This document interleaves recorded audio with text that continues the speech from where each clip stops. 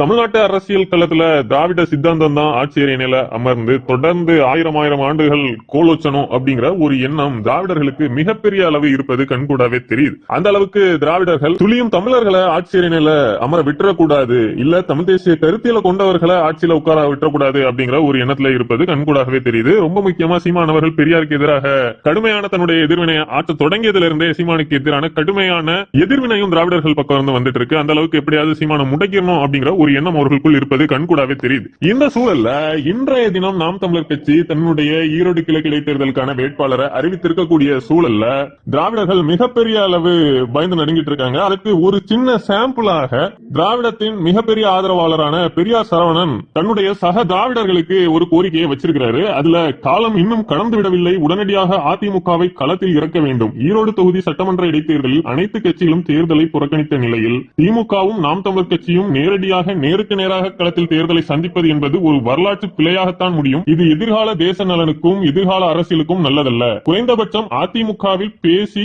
இந்த இடைத்தேர்தலில் போட்டியிட வைத்து வழக்கம் போல் நாதாக்காவை டெபாசிட் இழக்க வைக்க வேண்டும். இதுதான் அரசியல் வியூகம் என்பது, இதற்கு பெயர்தான் தேச நலன் என்பது. ஆனால் இது தொடர்பாக யாரும் எவ்வித முயற்சியையும் எடுக்கவில்லை. குறைந்தபட்சம் இந்த தளத்தில் இருந்து யாரும் யோசிக்கவும் இல்லை என்பதுதான் வருந்தத்தக்க அரசியல் வறட்சி. ஏதாவது சொல்லிட்டா மட்டும் திமுக ஆஹா ஓஹோ என்று வாயிலேயே வந்து பேசுவார்கள். திமுகவை ஆதரிக்கிறேன் என்ற பெயரில் சுற்றி கொண்டிருக்கும் இவர்களை போன்ற ஜம்மு காலத்தில் வடிகட்டின முட்டாள்களை உலகத்தில் வேறு எங்குமே நீங்கள் பார்க்க முடியாது அப்படின்ட்டு திமுகவையும் குறை சொல்லியிருக்கிறாரு. ஆனா இவர் தன்னுடைய திராவிட கருத்தியலுக்கும் திராவிடர்களுக்கும் எந்த அளவுக்கு விசுவாசமா இருக்கிறாரு அப்படிங்கிறது இவருடைய இந்த பதிவின் மூலமாக கண்கூடாவே தெரியுது. அந்த அளவுக்கு நாம் தமிழர் கட்சியின் வளர்ச்சி அப்படிங்கிறது இந்த ஈரோடு கிழக்கு இடைத்தேர்தல் இருந்து மிகப்பெரிய ஒரு உச்சத்தை அடைஞ்சிருங்கிற ஒரு அச்சம் இவருக்குள் இருப்பது தெரியுது. அதன் காரணமாகவே ஒரு பிரதான எதிர்கட்சியான அதிமுகவையும் களத்துக்குள்ள கொண்டு வந்துட்டா ஒரு பைபோலார் கான்டெஸ்ட்ல எப்பவும் மாதிரி நாம் தமிழர் கட்சி டெபாசிட்டை இழந்துருவாங்க அப்படிங்கறத இவருடைய ஷார்ப்பான அரசியல் நோக்கமா இருக்கு. சோ இதன் மூலமாகவே பெரியார் திடலில் உள்ளவர்கள் எந்த அளவுக்கு நாம் தமிழர் கட்சியின் வளர்ச்சியை பார்த்து அச்சப்படுகிறார்கள் அப்படிங்கிறது கண்கூடாவே தெரியுது. அதுல ஒரு பானை சோற்றுக்கு ஒரு சோறு பதம் அப்படிங்கிற மாதிரி ஐயா பெரியார் சரவணனின் இந்த கோரிக்கை அப்படிங்கிறது இருக்கு.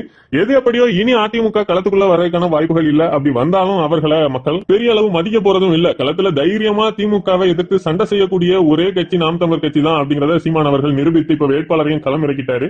இனி வரக்கூடிய நாட்கள் திமுகவா நாம் தமிழர் கட்சியா அப்படிங்கிற ஒரு பேசுபொருள் தான் ஈரோடு மட்டும் இல்லாம தமிழ்நாடு முழுவதும் ஒழிக்க போறதா இருக்கும். அது நிச்சயமாக 2026 தேர்தலையும் நாம் தமிழர் கட்சியை மிகப்பெரிய ஒரு உச்சத்துக்கு கொண்டு போகும் அப்படிங்கறதுல மாற்று கருத்து இல்ல. அது வரைக்கும் இந்த மாதிரியான பெரியார் திடலில் உள்ளவர்கள் கத்தி கதறி கூப்பாடு போட்டு கொண்டுதான் இருப்பாங்க. நன்றி, வணக்கம்.